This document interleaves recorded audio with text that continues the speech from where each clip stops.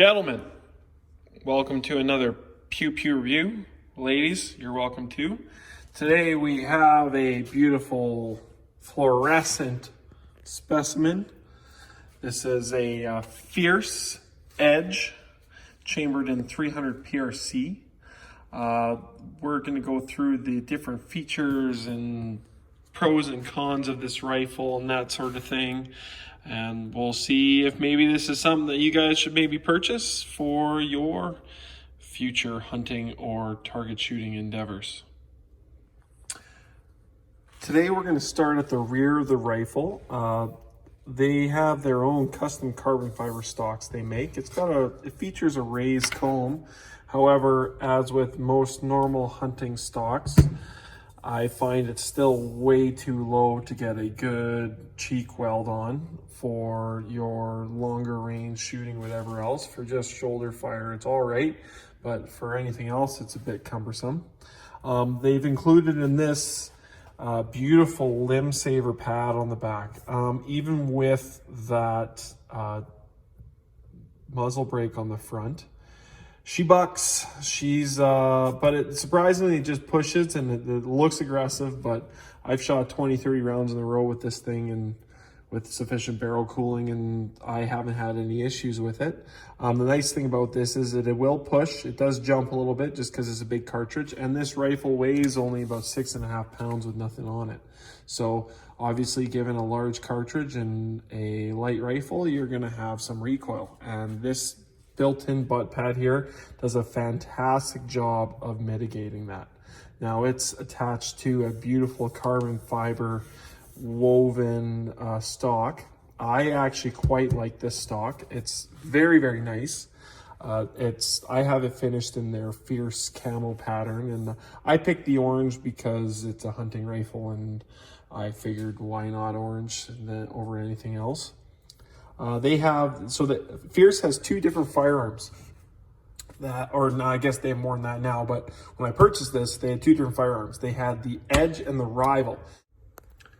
The Edge is more of a classic hunting arms.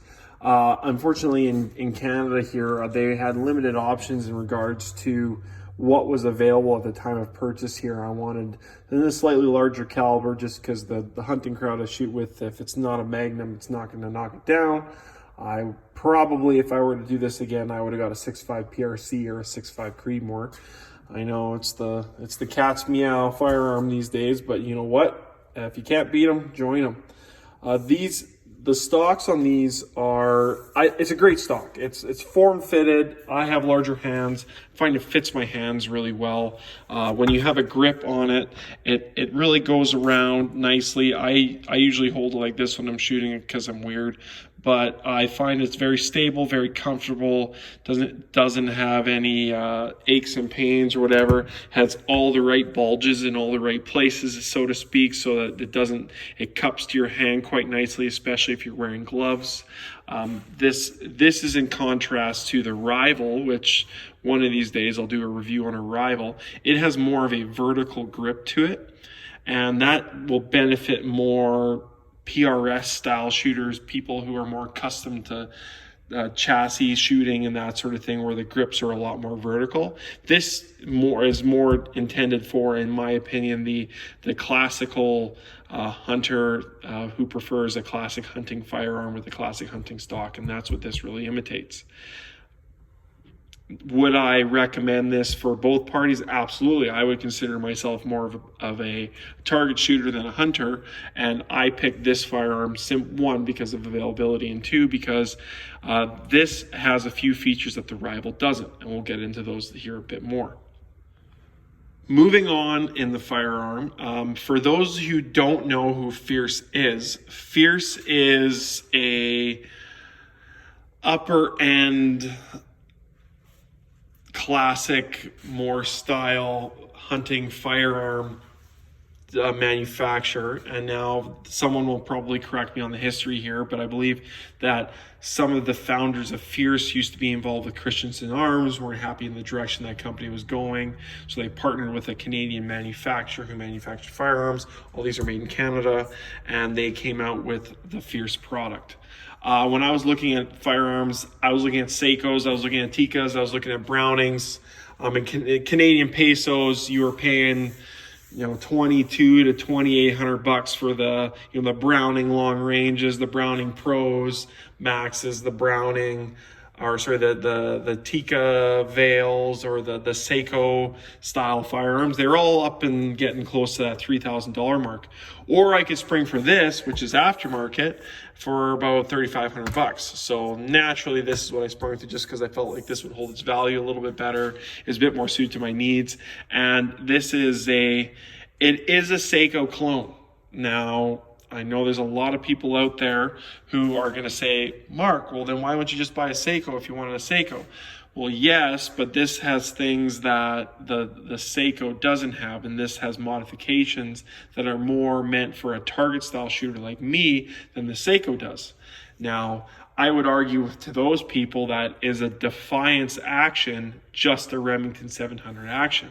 And if you've ever handled Defiance and handled a Remington 5R or a higher end Remington action, there's no comparison. The Defiance is simply a better action, period. It's the tolerances are tighter, the strength is better, the stiffness of the action is better, whole 9 yards.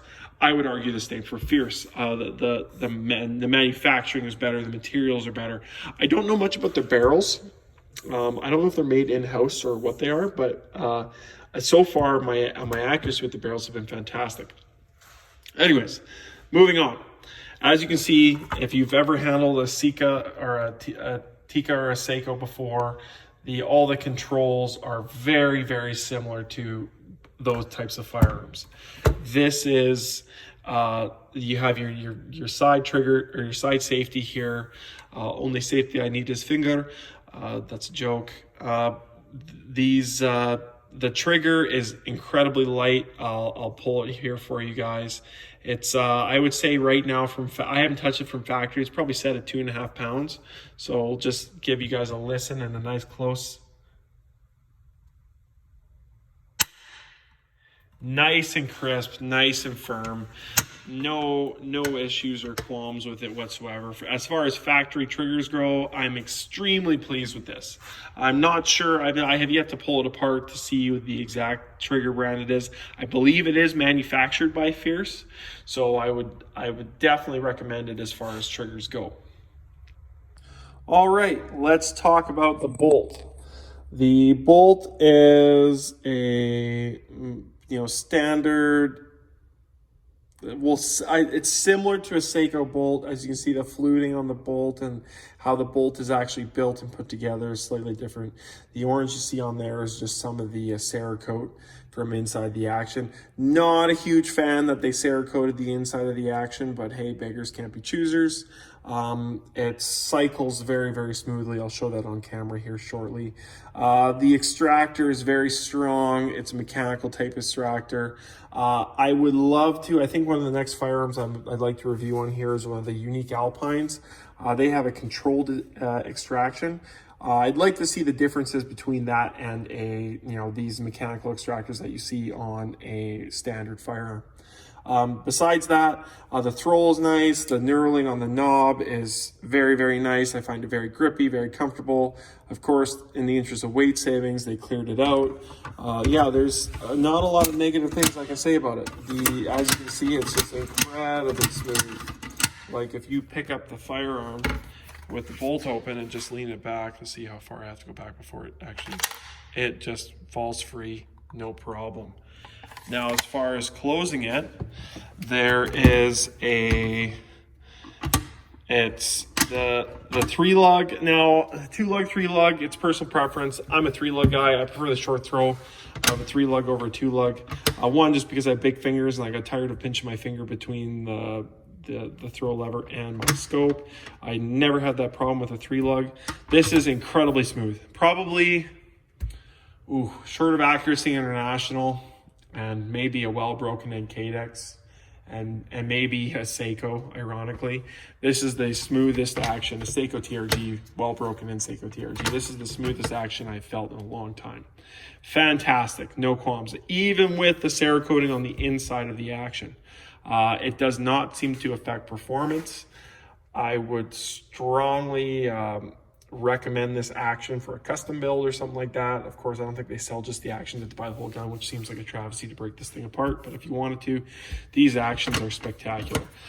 Interestingly enough, in the interest of weight savings, there is no additional support across the top of the action. Now, if you guys have seen the slow-mo footage of stuff before, you'd see that this is a flex point most commonly in actions in this style shooting. 300 PRC is a big cartridge. It's, not the biggest, but it's, considerably big. I have yet to have an issue with accuracy. I've mostly primarily shot factory ammunition out of this. I've done a little bit of load development, not a lot. When you buy one of these rifles, you get a target with it, and it's supposed to shoot half MOA or better. These are 1 mil square, so it's 1 centimeter by 1 centimeter. And this is a target that came from factory. They were shooting Hornady 212 grain ELDX. And as you can see, that's about a half MOA group, or I think on the website when they tracked it with the footage, it was 0.48 or something like that. Have you noticed there's no cold bore, clean bore shot on here? I've noticed on some of their targets there is. Mine, I guess the cold bore, clean bore was tight enough to the other ones that they didn't need to mark it separate. So sometimes you'll get a target from Pierce with 3 shots. Sometimes you'll get one with 4. And the 4th will just be your cold bore, clean bore. On the ones that I have seen with a cold bore, clean bore shot on it, they've all been, under MOA, even with the cold bore, clean bore. So that's something to consider for sure. And just saying that, half MOA, factory ammunition, hunting rifle, pencil barrel. That's impressive. I mean, I got to give it to Fierce for that. I've heard tons of issues with Christiansen arm barrels. I've heard, there's lots of factory Savages, factory Tikas out there. Don't get me wrong, there's some amazing shooters out there, and I'm not going to knock those brands at all. But I've also had guys who they can't shoot under 1 MOA to save their lives. And I mean, that could be the rifle's fault or that could be the shooter's fault. But Fierce, I have yet to hear about a bad shooting Fierce. Now, granted, I did a lot of research on this and I may have missed it, but hey, that's pretty good in my mind.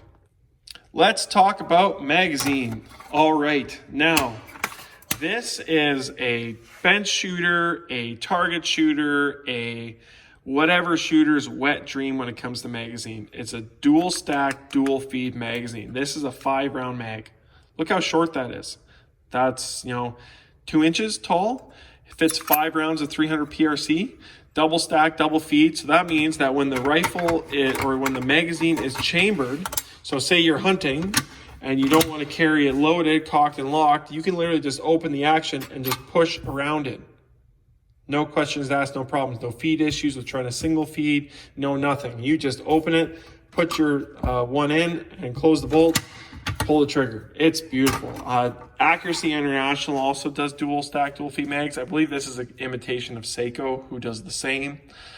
This is what magazines should be, period. Single stack or single feed, dual stack mags are nice. Don't get me wrong, but dual stack, dual feed are the best, period. I don't think you could change my mind on that. They operate spectacularly. They feed great. This is the route that firearm manufacturers should go, in my opinion, just because for an end user, regardless the situation, this is easy to manipulate.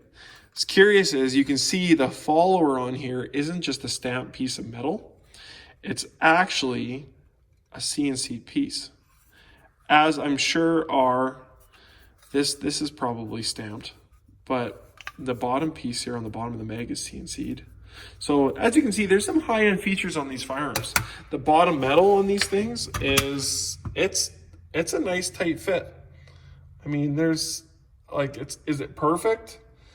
No. Is carbon fiber ever perfect? No. But I mean, as far as bottom metals fitting, that is nice. Once the magazine is in the firearm, it fits really, really well. It doesn't wiggle. It doesn't, it's got a little bit of play in it, but not enough that, drive you nuts. It's got a nice positive, like you would know if you didn't put it in all the way. See, because it just doesn't go into the way. When you click it in, it clicks. And I like that just because, I don't know about you guys, but I dropped a mag once hunting and that sucked. Single feeding for the rest of the day until we found the mag. That wasn't very good. For scope and rail, this is it actually uses Remington 700 bases. So you can put Remington 700 whatever you want on here. So I actually did a 20 MOA rail just because I planned on shooting this a little bit further. So I wanted a little bit of cant. And then for a scope, I had this Burris XDR2 lying around 3 to 15. I used to be magnification whore. For a hunting rifle, 3 to 15 spectacular. This tracks beautifully. It's never been off for me. I have no complaints. It's a bit heavy for a hunting rifle, but I'm not cheap hunting. I'm mostly in the bush carrying, and I'd say my full package weight here is maybe, with scope, fully loaded, maybe 8 pounds, 8.5 pounds. It's not very heavy. The rifle is very light. So having a little extra half pound in there for 300 PRC definitely doesn't hurt my feelings. Moving on, they've actually opted, I believe this is a feature that you can select when you pre-order these, and I think I got this from Precision Optics in BC, and these are great guys to deal with if you ever need anything. Great customer service. I bought the rifle, it was shipped the same day. I got it within like 3 days. It was awesome. They have a nice Picatinny rail mount on here. I love this just because I have a lot of Atlas bipods. So if I'm bench rest shooting with this gun or, prone shooting at the range, I will mount that on here just so that I don't have to put my, standard hunting bipods on. For a sling, I opted for this limb saver sling. I believe this is what this is. I am quite impressed with this. I've had big issues with the rifle sliding as I'm walking. This solved that, stopped that altogether. Not to mention it's as a sling for a tool to have for just shooting. It's been tremendously firm, very rigid, nice good grip when you're holding a rifle for a standing shoot. So definitely something that I would recommend for as far as an accessory goes. To the piece de resistance, the spiral fluted pencil barrel on this thing. That's pretty. It actually, this dissipates heat quite well. I did some shooting when it was plus 35 outside, and I surprisingly didn't have to wait too long for this thing to cool down. The fluting actually made a difference. I'm sure it saves some weight as well. Looks prettier than all get out. I particularly like it in the orange. I have no qualms with this barrel. It shoots really well. It's free floated in the chassis, so you don't have to worry about any offsets or anything like that. The carbon fiber is nice and firm to, as far as stocks go, very rigid. Doesn't transfer sound like you think it would, actually, surprisingly. It's, I would say, fiberglass versus carbon fiber. Manners and Macmillan stocks are very nice. Heavy, very nice. If you're looking for a light alternative with the same features and comforts and whatever else, these stocks are great. Now, let's get to the only thing that I don't like about this firearm. The muzzle brake. It has holes on the bottom. The worst if you're shooting prone, especially at a range where there's a bunch of brass, lead-ridden dirt in front of you and you just want to shoot some rounds prone to get some practice. Well, these down here, you're going to get covered in dirt in no time. So wear your eye pro for that for sure, and make sure your neighbors are too, because this will project it quite far. Other than that, it's a pretty great rifle. Sling mounts came on it. I'm sure you could probably swap them out for something different if you want. They're just threaded into the carbon fiber. It's a great firearm, great hunting arm. I love Tikkas. My qualm about the Tikkas is the factory stock is total garbage. I love Brownings. My only qualm with Brownings is the factory trigger does not go light enough for my liking. I think you can maybe get 3.5 pounds if you're lucky. And last time I checked, no one's making aftermarket triggers for Brownings. If they made a 2.5 or 1.5 pound trigger for a Browning, I'd be all over that like white on rice. I think that would be that would lead the competitors behind, because Browning's doing some really cool things, and that DuraTouch stock they got has got it going on. One thing about carbon fiber versus all the others is carbon fiber, the cold doesn't feel cold. And when you're putting a cold rifle up against your cheek, man, that is sure a convenient feature. All in all, it's a great firearm. I would definitely recommend it. If you have any questions around it, leave them in the comments. Thank you to everyone who has been commenting. I saw a comment there about doing some range reviews and doing that sort of thing. I believe I'm going to the range later this week. I'm going to bring a whole bunch of rifles down, so I'll do some video shooting and reviews there, and maybe even do a couple more reviews of a couple more rifles if some of the other members are so inclined to letting me. Otherwise, have yourselves a fantastic day. Keep shooting and keep your groups tight. Pew Pew Reviews out.